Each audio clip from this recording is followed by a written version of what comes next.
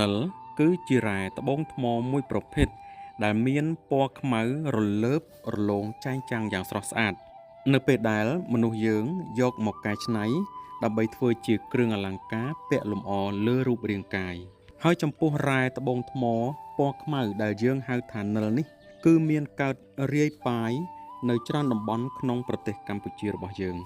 ហើយនៅក្នុងនោះផងដែរសម្រាប់និលនៅតំបន់ខ្លះមិនសូវមានធំទេនៅតំបន់ខ្លះក៏សម្បូរធំ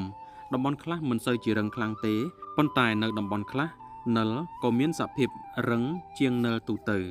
តំបន់ខ្លះក៏សម្បូរទៅដោយនិលប្រហោងរុនស្រមោចច្រើនតំបន់ខ្លះនិលភាគច្រើនគឺមានសាច់ស្អាតនេះគឺដោយសារតែសន្តានដីនិងសភាពរ៉ែនៅតាមតំបន់នីមួយៗមានភាពខុសគ្នានៅលើភពផែនដីយើងនេះស្ទើរតែមិនមានរូបធាតុអ្វីដែលខ្មៅក្រឹបរលើបរលោងស្មើទៅនឹងរ៉ែត្បូងថ្មនិលនេះឡើយហើយនិល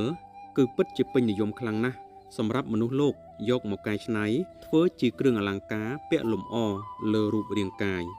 ហើយចំពោះតម្លៃគឺមិនទៀងទាត់នោះទេអាស្រ័យទៅតាមតំបន់និងជាតិសាសន៍នីមួយៗគេពេញនិយមនិងឲ្យតម្លៃទៅលើរូបធាតុនិលនេះកម្រិតណាតែប៉ុណ្ណោះប៉ុន្តែក៏មិនថ្លៃខ្លាំងនោះដែរបើនិយាយពីប្រជាជននៅក្នុងប្រទេសកម្ពុជារបស់យើងគឺមានមនុស្ស80ទៅ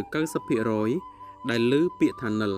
ដែលឃើញអ្វីមួយពណ៌ខ្មៅក៏ប្រដូចទៅនឹងនិលឬក៏ធ្លាប់ឮនៅក្នុងបទចម្រៀងជាដើមក៏ប៉ុន្តែបើនិយាយពីចំនួន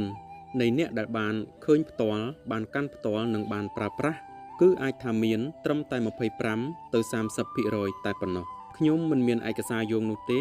នេះគ្រាន់តែជាការសន្និដ្ឋានរបស់ខ្ញុំតែប៉ុណ្ណោះបើសិនជាមានការខុសឆ្គងសម្រាប់ការសន្និដ្ឋាននេះខ្ញុំសូមអភ័យទោសទុកជាមុនផងដែរ